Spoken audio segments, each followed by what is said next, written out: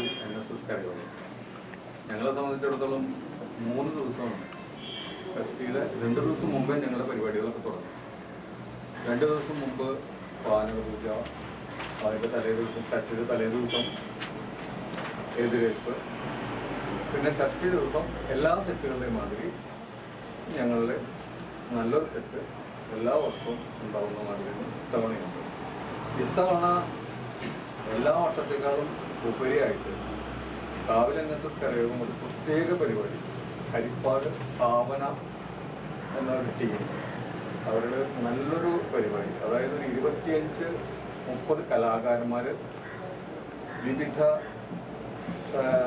ദൈവങ്ങളുടെയും മറ്റ് കലകളുടെയൊക്കെ രൂപങ്ങളുമായിട്ട് വന്ന് ഒരു ഷഷ്ടിയുടെ നമ്മുടെ കരയോഗം സെറ്റിൻ്റെ കൂടെ കാലത്തും വൈകുന്നേരവും പൂർണ്ണമായിട്ട് ഞങ്ങളുടെ സെറ്റിൻ്റെ കൂടെ ഉണ്ടായിരിക്കും. അതൊരു നല്ല, ഇതുവരെ ഇവിടെ കൊടകരയിൽ വളരെ അപൂർവമായിട്ട് മാത്രം ഷഷ്ടി കമ്മിറ്റി മറ്റേ കരയോഗം സെറ്റുകാർ ഇതുവരെ കാണിക്കാത്തൊരു പ്രത്യേക പരിപാടിയാണ്. അതൊരു പരീക്ഷണം എന്നുള്ള നിലയ്ക്ക് ഞങ്ങൾ ഇത്തവണ നടത്തി നോക്കുകയാണ്. വളരെ വിപുലമായിട്ട് തന്നെയാണ് ഞങ്ങൾ നടക്കുന്നത്.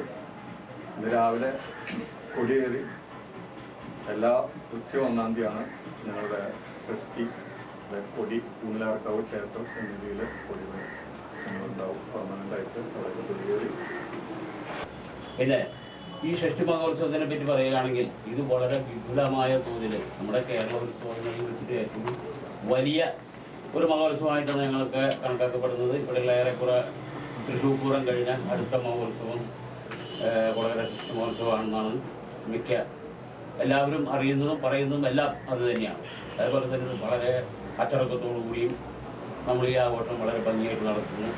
അതുപോലെ കാലത്ത് 3 മണിക്ക് നമ്മളൊരു അഭിഷേകക്കാവടി ഇവിടുന്ന് അമ്പലത്തിലെ ഭാരവാഹികളായ ഭാരവാഹികൾ കൊണ്ടുപോവുകയും അവിടെ അഭിഷേകം നടത്തുകയും ചെയ്യുന്നു. അത് കഴിഞ്ഞാൽ ഉടൻ തന്നെ കാവുന്തറ കരയോഗം സെറ്റിൻ്റെ ആദ്യത്തെ പരിപാടിയായ അഭിഷേകത്തിന് ചെറിയ ചണ്ടുകാവടി കൊണ്ടുപോകുന്നതും, അത് കഴിഞ്ഞാൽ പിന്നെ നമ്മൾ 9:30-10 മണിക്ക് നമ്മുടെ പഴയ ഈ പീലിക്കാവടികളും പൂക്കാവടികളും മറ്റേ ഒട്ടക്കാവടികളും കൂടെ വീണ്ടും നമ്മൾ ഉത്സവം നടത്തുന്നതായി.